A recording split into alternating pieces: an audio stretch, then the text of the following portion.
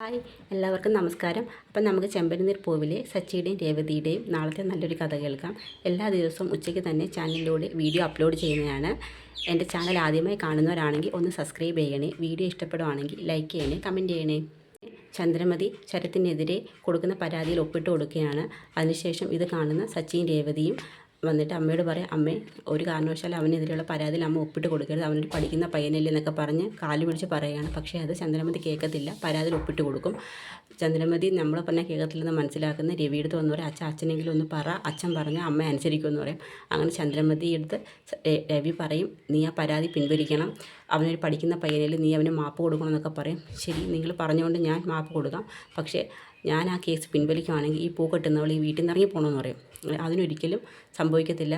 പറയും, നീ അവൻ ചെയ്ത തെറ്റിന് അവനെതിരെ നീ പരാതി കൊടുത്തു, നിൻ്റെ കയ്യിൽ നിന്ന് മോഷ്ടിച്ച പണം അവൻ തിരിച്ചു കൊണ്ടു തന്നു, എന്നിട്ടും നിനക്ക് ഈ രേവതി മോളെ ഈ വീട്ടിൽ നിന്ന് ഇറക്കി വിടണമെന്ന് ചോദിക്കും. അതെ, എനിക്ക് അവളെ ഈ വീട്ടിൽ നിൽക്കുന്ന ഇഷ്ടമല്ല, അവൾ ഈ വീട്ടിൽ നിൽക്കുകയാണെങ്കിൽ ഞാൻ ഈ വീട്ടിൽ നിൽക്കത്തില്ലെന്ന് പറയും. ഇല്ല, ഒരു കാരണവശാലും ഞാൻ രേവതി മോളെ ഈ വീട്ടിൽ നിന്ന് ഇറക്കി വിടത്തില്ലെന്ന് പറയും.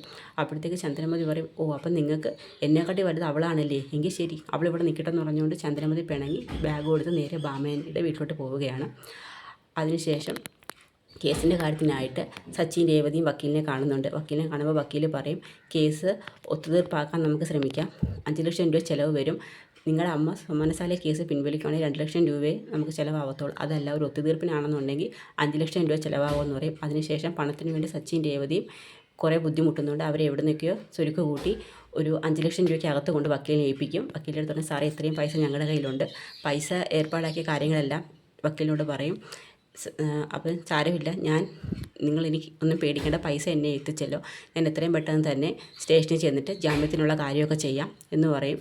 ഒരു പ്രശ്നം ഉണ്ടാകത്തില്ലെന്നൊക്കെ പറഞ്ഞ് രേവതിയും സച്ചിയും മടക്കി അയക്കുകയാണ്. അതിനുശേഷം വക്കീൽ ചന്ദ്രമതിയെ കാണുന്നുണ്ട്. ചന്ദ്രമതിയെ കണ്ട് 2 ലക്ഷം രൂപ കൊടുത്ത് കേസ് ഒത്തുതീർപ്പാക്കുകയാണ്.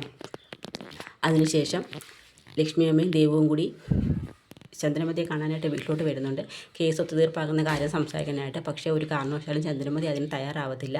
അവൻ ചെയ്ത തെറ്റിന് അവൻ ശിക്ഷ അനുഭവിക്കണമെന്ന് തന്നെ പറയും. ഞാൻ കേസ് പിൻവലിക്കുകയാണെന്ന് പറയും, നിങ്ങളുടെ പൂകെട്ടുന്ന മോളെ ഈ വീട്ടിൽ നിന്ന് വിളിച്ചുകൊണ്ട് പോകണമെന്നൊക്കെ പറയും. അങ്ങനെ അവരവിടെ നിന്ന് വിഷമിക്കുകയാണ്. അതിനുശേഷം അവർ തിരിച്ചു പോകും. അങ്ങനെ വക്കീലിൻ്റെ കൂടെ പൈസ കൊടുത്തതിൻ്റെ പേരിൽ മാത്രം ചന്ദ്രമതി പോയി കേസ് പിൻവലിക്കുന്നു. കേസ് പിൻവലിച്ചതറിയുന്ന വർഷയും ശ്രീകാന്തും ഒക്കെ രവിയോട് പറയാം, അച്ഛാ ആൻറ്റി കേസ് പിൻവലിച്ചെന്നാണ് പറയുന്നത്, എന്നാലും ഇതെങ്ങനെ സംഭവിച്ചു, ഞാൻ അവിടെ ചെന്നിട്ട് സംസാരിച്ചിട്ട് പോലും അവൾക്കൊരു മാറ്റം ഉണ്ടായില്ല, പെട്ടെന്ന് എന്താ അവൾക്ക് ഇങ്ങനെ ഒരു മാറ്റം ഉണ്ടായെന്ന് രവി പറയും. അപ്പോഴും ശ്രുതിക്ക് നല്ല സംശയമാണ്. അങ്ങനെ ഒരു കാര്യമില്ലാതെ ചന്ദ്രമതി ആൻറ്റി അങ്ങനെ ചെയ്യത്തില്ലെന്ന് ശ്രുതിക്കറിയാം. ശ്രുതി പറയും, അവർക്ക് എന്തെങ്കിലും ലാഭം ഉണ്ടാവും ഇതുകൊണ്ട്, അല്ലെന്നുണ്ടെങ്കിൽ അവരെന്തോ ഭയപ്പെടുന്നുണ്ട്, അതുകൊണ്ട് മാത്രമായിരിക്കും അവരിതിന് സമ്മതിച്ചത്, അല്ലാതെ അവരൊരിക്കലും കേസ് പിൻവലിക്കത്തില്ലെന്ന് മനസ്സിലിങ്ങനെ പറയും. അപ്പോൾ വർഷ പറയും, എന്തായാലും പോട്ടെ, ആൻറ്റിക്ക് അങ്ങനെ മനസ്സ് തോന്നില്ല കേസ് പിൻവലിക്കാൻ, ഇനി പ്രശ്നങ്ങളൊന്നും ഇല്ലല്ലോ എന്ന് പറയും. ഒരു കാര്യം അച്ഛൻ ചെന്ന് അമ്മയെ വിളിച്ചുകൊണ്ട് വരാൻ ശ്രീകാന്ത് രവിയോട് പറയും. എന്തിനാ ഞാൻ അവളെ വിളിച്ചുകൊണ്ട് വന്നത്, ഞാൻ അവളെ വീട്ടിൽ നിന്ന് ഇറക്കി വിട്ടു, അവൾ സൊമനസാല ഇറങ്ങിപ്പോയതല്ലേ, അവൾക്ക് എപ്പോൾ വേണമെങ്കിലും തിരിച്ചു വരാം, ഇത് അവളുടെ വീടാണ്, അവളായിട്ട് പിണങ്ങിപ്പോയത്, രേവതി മോളെ ഒരു കാരണവശാലും ഈ വീട്ടിൽ പുറത്താകാൻ പറ്റത്തില്ല, അവളിവിടെ നിൽക്കും, അത് പറ്റുമെന്നുണ്ടെങ്കിൽ മാത്രം അവൾ ഇങ്ങോട്ട് വന്നാൽ മതിയെന്ന് പറയും. അപ്പോൾ സച്ചിൻ രേവതിയും പറയും, അച്ഛാ ഞങ്ങൾ വേണമെങ്കിൽ ഇവിടുന്ന് മാറിക്കോളാം, എങ്കിലും അച്ഛൻ അമ്മയെ കൂട്ടിക്കൊണ്ട് പോകണമെന്ന് പറയും. ഇല്ല മോളെ, ആരുടെയും വാശിക്ക് മുമ്പിൽ ഞാൻ തോറ്റു കൊടുക്കത്തില്ല, അവൾക്ക് തിരിച്ചെപ്പോൾ വേണമെന്ന് തോന്നും അപ്പം ഇങ്ങോട്ട് തിരിച്ചു വരാമെന്ന് പറഞ്ഞ് രവി അങ്ങ് കയറി പോവുകയാണ്. ശ്രുതി ബാമയിൽ നിന്ന് മനസ്സിലാക്കുന്നു 2 ലക്ഷം രൂപ വക്കീൽ കൊടുത്തതുകൊണ്ടാണ് ചന്ദ്രമതി കേസ് പിൻവലിക്കാൻ കാരണമെന്ന്. അത് മനസ്സിലാക്കുന്ന ശ്രുതി ആൻ്റണിക്ക് 2 ലക്ഷം രൂപ എങ്ങനെ കൊടുക്കുമെന്ന് വിഷമിച്ചിരിക്കുന്ന സമയത്ത് ആ കാശെടുത്ത് ആൻ്റണിക്ക് കൊടുക്കാമെന്ന് മനസ്സിൽ കരുതുന്നു. അങ്ങനെ ചന്ദ്രമതിയെ കാണാനായിട്ട് ബാമയുടെ വീട്ടിലോട്ട് ശ്രുതി വരികയാണ്, കുറച്ച് സ്വീറ്റ്സൊക്കെ ആയിട്ട്. ശ്രുതിയെ കാണുന്നതും ചന്ദ്രമതി ചോദിക്കും, ഇതെന്താ നീ കുറേ സ്വീറ്റ്സൊക്കെ ആയിട്ട്. അത് ആൻറ്റി, എനിക്കിന്നൊരു നോർത്ത് ഇന്ത്യൻ ബ്രൈഡ് ഉണ്ടായിരുന്നു, അപ്പോൾ അവിടുന്ന് കൊണ്ടുവന്ന കുറച്ച് സ്വീറ്റ്സാണ്, ഇത് ആൻറ്റിക്ക് തരാമെന്ന് കരുതി. ഞാൻ ആൻറ്റിയെക്കുറിച്ച് ഒത്തിരി കാര്യങ്ങൾ അവരോട് പറഞ്ഞിട്ടുണ്ടായിരുന്നു, ആൻറ്റി നല്ലൊരു ഡാൻസറാണ്, ആൻറ്റിക്ക് ഒരു ഡാൻസ് സ്കൂളുണ്ട്, ആൻറ്റി നല്ല സുന്ദരിയാണെന്നൊക്കെ പറഞ്ഞിട്ടുണ്ടായിരുന്നു. കേട്ടില്ലേ ഭാമേ എൻ്റെ മരുമോൾ എന്നെക്കുറിച്ച് പറയുന്നത്, അവൾ കണ്ടോ എപ്പോഴും എന്നെക്കുറിച്ച് മറ്റുള്ളവരോട് നല്ലത് മാത്രമേ പറയൂ, അതാണ് വലിയ വീട്ടിൽ നിന്ന് വരുന്ന പെൺകുട്ടികളുടെ ഗുണം, എപ്പോഴും വലിയ വീട്ടിലെ പെൺകുട്ടികൾ തന്നെ നമുക്ക് നല്ലത് എന്ന് പറയും, അല്ലാതെ തീരെ ദാരിദ്ര്യം പിടിച്ച വീട്ടിൽ നിന്ന് കൊണ്ടുവന്ന ആ പൂക്കാരി കണ്ടില്ലേ, അവളുടെ കൂട്ടുകാരോടൊക്കെ എന്നെക്കുറിച്ച് എപ്പോഴും മോശം തന്നെ പറയുന്നത്, അവളുമാർ എപ്പോൾ എന്നെ കണ്ടാലും ഓരോന്നൊക്കെ പറയുമെന്ന് പറയും. പിന്നെ വേറൊരുത്തിയുണ്ട് വർഷ, അവൾക്ക് പണത്തിൻ്റെ അഹങ്കാരമേ ഉള്ളെന്ന് പറയും. അല്ലെങ്കിലും ഞാൻ കണ്ടെത്തിയ മരുമോൾ തന്നെ ഏറ്റവും നല്ലതെന്ന് പറയും. അല്ലെങ്കിൽ ശ്രുതി എനിക്കെൻ്റെ മരുമകളല്ല മകളാണെന്ന് പറയും. അപ്പോഴത്തേക്ക് വാമൻ പറയും, നീ അത്രയ്ക്കങ്ങ് നീ സ്വയം പുകഴ്ത്തണ്ട ചന്ദ്രേ, ഞാനില്ലേ ശ്രുതിയെ നിനക്ക് കാണിച്ചു തന്നതും പരിചയപ്പെടുത്തിയതൊക്കെ. ഓ ശരിയപ്പ, എങ്കിൽ ആ ക്രെഡിറ്റ് നിനക്കിരിക്കട്ടെ. അങ്ങനെ അവർ തമ്മിൽ സംസാരിക്കുകയാണ്. ശ്രുതി അവിടെ വന്നതിൻ്റെ ഉദ്ദേശം എങ്ങനെയെങ്കിലും പണം അടിച്ചു മാറ്റാനാണ്. അങ്ങനെ ഭാമയെ കൊണ്ടും ശ്രുതിയെ കൊണ്ടും സ്വീറ്റ്സ് എല്ലാം കഴിപ്പിക്കുകയാണ്. അപ്പോഴത്തേക്ക് ആൻറ്റി എനിക്കൊരു കോളുണ്ട്, ഞാൻ റേഞ്ച് കിട്ടുന്നില്ല, ഞാൻ മേളിൽ പോയി വിളിക്കാമെന്ന് പറഞ്ഞുകൊണ്ട് മുകളിലോട്ട് പോകുന്നുണ്ട്. പോയി ഭാമ കാണിച്ചു കൊടുത്തിട്ടുണ്ടല്ലോ അവിടെ പൈസ വെച്ചേക്കുന്ന സ്ഥലമൊക്കെ. അങ്ങനെ അവിടുന്ന് പൈസ എടുത്ത് ബാഗിനകത്താക്കി കോണിപ്പടി ഇറങ്ങി വരികയാണ്. എന്നിട്ട് ചോദിക്കും, ഇഷ്ടപ്പെട്ടോ ആൻറ്റി? നല്ല സ്വീറ്റ്സാണ്, നല്ല ടേസ്റ്റാണ്, നീയും കഴിക്കും ശ്രുതി എന്ന് പറഞ്ഞാൽ ശ്രുതിയെ കൊണ്ടും കഴിപ്പിക്കും. കുറച്ച് നേരം അവിടെ ഇരിക്കും, കാരണം അവർക്ക് സംശയം തോന്നാതിരിക്കാൻ. എന്നിട്ട് ആ പൈസയും കൊണ്ട് നേരെ അങ്ങ് വീട്ടിലോട്ട് വരികയാണ്.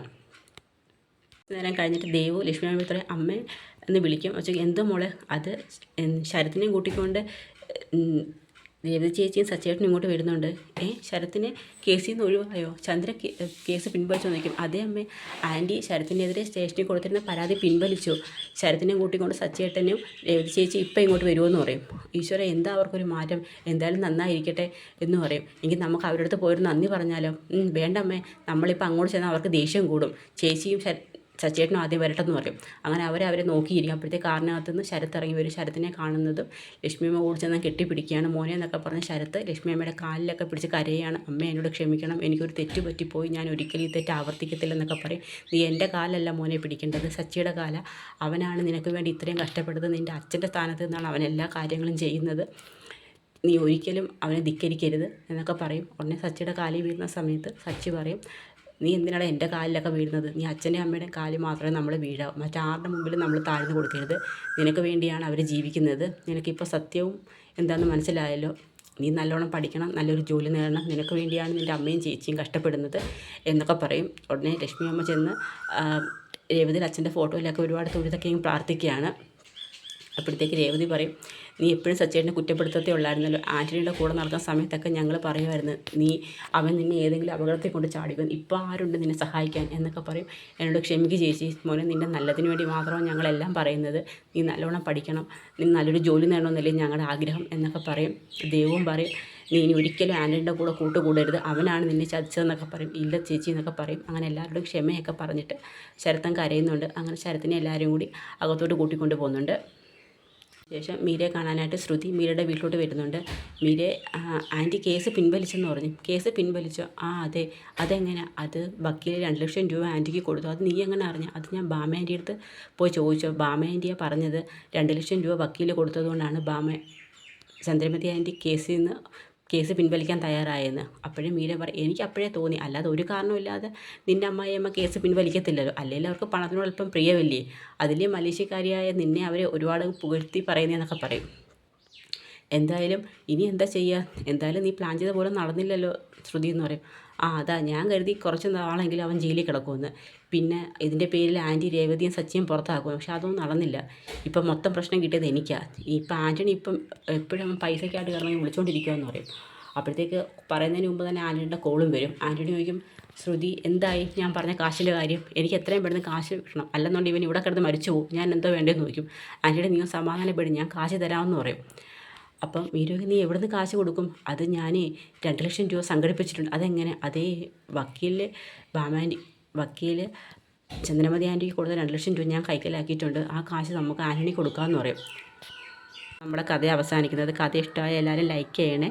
എല്ലാവർക്കും ഒരു നല്ല ദിവസം നേരുന്നു. നന്ദി.